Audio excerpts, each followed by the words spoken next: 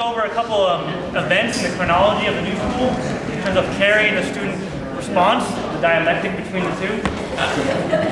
But before that, I want to give you a little story about 1970. So, May 14th, 1970, 1,000 students from over New York City congregate at the Graduate Faculty Building to coordinate all the strikes that go on in New York City universities. This is 1970, the time of the Cambodian invasion, Kent State, Iraq, Vietnam War, all that stuff. At the Graduate Faculty Building, starting from May 4th, there was an occupation that lasted 21 days. Right? That occupation lasted 21 days in the Graduate Faculty Building. I'm not sure if it's the building on 65th Avenue anymore. And at the end of that occupation, 19 students were arrested. Jesus. That's what they went through. Right? 21 days, 19 arrested. That was 1970. Jump up 27 years. 1997, there's two African-American professors in the New School for Social Research that are on full-time track. One of them, M. Jackie Alexander, gets denied her contract renewal, which is very popular with the students. Students say this is a clear case of racism. They go on hunger strike for 19 days. Right? Infamous 19. They go on hunger strike for 19 days, ends April 28th, with no negotiation really. She leaves, but the students feel justified, and at the end of their demonstration, they say, you know what, we're restarting the university in exile. That's how they ended it. They're like, we're restarting the university in exile. So that idea that Chris started, that came back in 1997. 4 years later, Bob Kerrey becomes president of the new school. Yeah. February 2001. Immediately faculty resigned. Anthropology department falls apart because they don't like, they say he's a politician and his pro-war views don't align here. A month later, the Vietnam scandal comes out, which is that there are reports that he was involved in massacres of civilians in Vietnam. Once that occurs, another outcry happens, tons of press, he goes on the defensive. There's lots of student resistance. One thing students do is they demand that he have a seminar where he discusses this. The seminar never happened. He just said, I'll discuss it, I'll deal with it. Never happened. 2002, so 9/11 happens. A lot of student movement kind of gets taken down a bit. But 2002 comes around, and the Iraq War is in the air, and Bob Kerrey's on the Committee for the Liberation of Iraq. Great guy. So in November, on November 20th, about 25 students go to his office.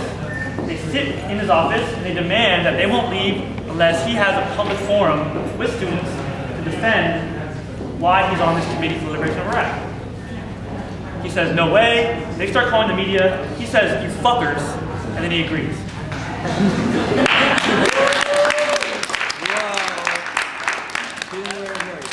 That's what the press says. He agrees, they have their forum, and he comes off defending his reasons for the invasion of Iraq, which are basically that democracy should be imposed by force. And he still believes that, and he can give you his reasons, but that's what happens. Students get angered, but they carry on, right? They don't have the power to remove him yet. Faculty also get angry. Immediately when he became president as well, two faculty members, some are in this room, also tried to organize faculty to remove him. They didn't have the power then, but it was there that they tried already to write letters, to have forums. But he didn't leave. 2003 comes along, there's the invasion of Iraq, there's some student protests on campus. Later that year, Wolfowitz comes to a talk at the new school. 6 students get thrown out of the talk and protest. That's September 2003. Between 2003 and 2005, Kerrey is involved in lots of different things on campus. One of the things he's involved in is called Project Mirror. They had a website, it might still be up, it's called identity.newschool.edu. Now this project was designed to reinvigorate the identity of the new school. So invested hundreds of thousands of dollars by paying this corporation called Siegel & Gale, which does the branding for things like IBM, Pfizer, American Express, and the Air Force. And with this company, they pay $100,000 to figure out what's the best way to brand it. And they decide that it's creating a logo made out of spray paint.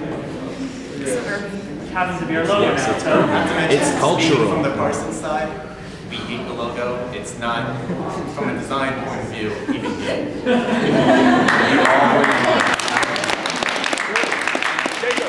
If you don't know which tribes from within, from their professors or students, or maybe put it up to bid, or they went straight to the corporate. I've heard that it was at least $150,000. But I think that's not true. I think it has to be more than that. It's For the whole 18 million. Yeah, I think that might have been a month. Jake, about just the question of for 2004, I didn't know if you were going to get into it. You talked about Wolfowitz coming, but I remember I came taking general credit classes in 2004. I didn't join Lang yet, and I remember one of the controversies was around him bringing Gingrich and also, okay, good. So we're still 2003, 2005. Now in between 2003, 2005, something students are fighting for is more student space. The graduate faculty student senate, they were advocating over and over again for student space. They heard the rumor that this graduate faculty would be torn down, so they started advocating immediately for participation on all the committees for the new building, for more student space, for better printers, better computers, all this stuff that they said, we never asked about. They asked about that 6 years ago. 6 years ago, for 2 years, they advocated for that, and they kept on getting deferred and said, okay, we'll start a committee. Now, this is why a lot of us distrust committees, because they're used to defer students until they leave, right? So that's what the Student Senate was doing for 2 years. And then they moved on, right? And then we had to start it again. Now, in between this time, another controversy was the adjunct students were forming a union. 2004, the adjuncts voted for a union. Kerrey tries to block it. 65% of the adjuncts voted for it, and the elections are usually binding. But the administration paid all these corporate lawyers to defer it. That deferral process lasted until 2005, and the adjunct faculty was literally 2 hours away from going on strike. Right? I don't know if you remember this, but they were like in negotiations up till midnight, and they're about to all go on strike. And they finally caved at the last minute because they were really serious that if they didn't get their contract, they'll go on strike. Right? March of 2005, one thing that Bob Kerrey did was he wrote a letter condemning Ward Churchill. Remember the Ward Churchill scandal 2005? He said, the chickens are coming home to roost. So Bob Kerrey immediately writes a letter condemning that, and he also condemns the movie Move Them All. April 2005, the Actors Studio, which is like the school here, gets cut. Drama students go on protest. 50 drama students go on protest, and they say, hey, BK, how many schools did you kill today? And then Bob Kerrey was also thinking about running for mayor at this time. And people said, oh, okay, so he really cares about the school. One of the signs they said was, go run for mayor, Bob. I don't want him as mayor either. 2006 in March was the anniversary of the war in Iraq. A couple banners were hung. May 19th, 2006 was the graduation ceremony in which John Sarah Rowe, who was the speaker, gave a speech directly against John McCain. 200 students turned their back on McCain, and it caused an uproar over all the liberal blogosphere in the New York Times.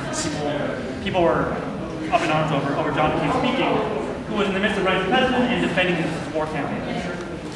Anyone here for that? Yep, I was here for that.